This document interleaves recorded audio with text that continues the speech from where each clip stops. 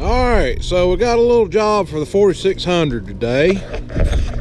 We're going to put down some seed with it. I got the Lily fertilizer spreader on it, but I'm going to use it to put down some grass seed up there where I've been working. And, y'all see me up there disking and cutting limbs and all types of stuff on the hill up there. But I'm going to go ahead and I'm going to fill this seeder up. I'm going to haul this tractor up there. And some of the area I'm seeding is grass, or obviously it's all grass, but it's a yard area. So I want some of this Kentucky 31. I'm going to mix some annual rye with it, and the annual rye will come up quicker and kind of protect the Kentucky 31. As it's getting started, it comes up slower. But I'm also going to seed those fields that I was disking. I'm going to put the broadcast some Kentucky 31 on it, and then I'm going to cultipack them, and then I'm going to come back and I'm going to drill some oats and orchard grass into the field area. So that's what I'm going to be working on, and I'm going to start loading the seeder now.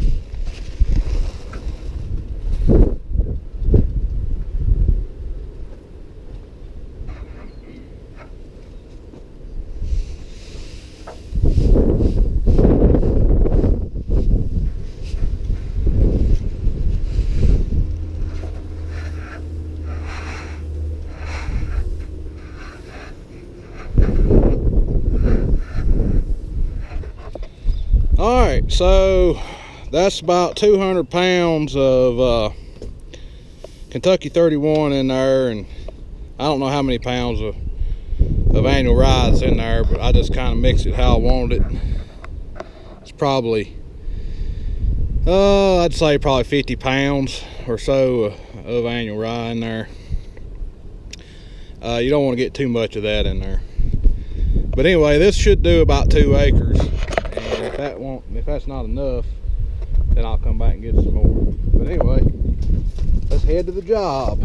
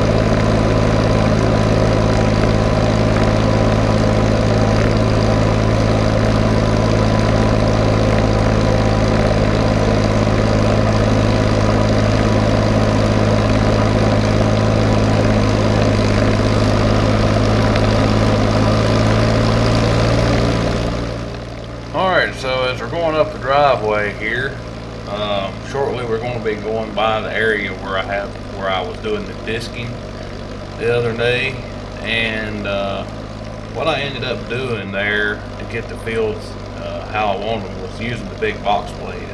I didn't film it, but I used it to smooth the fields up. Man, I got them super smooth for riding the tractor on, and I'm real tickled with how they are, as long as this rain coming doesn't destroy them completely. But you can see it here on the left. It looks really nice, and I just had to go out and pick up a few rocks, and I put some seed on it here shortly, and I'll talk about that here in a minute. But I just wanted to let you know how I ended up finishing those fields out after I just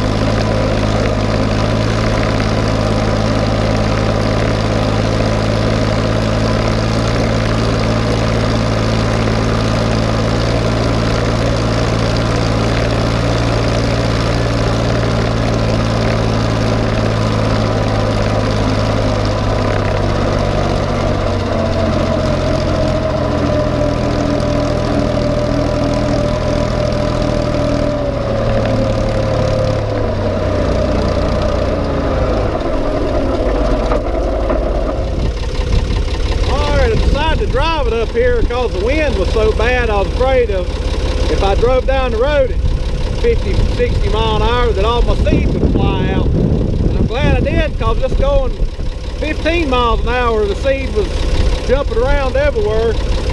So we got here with most of it.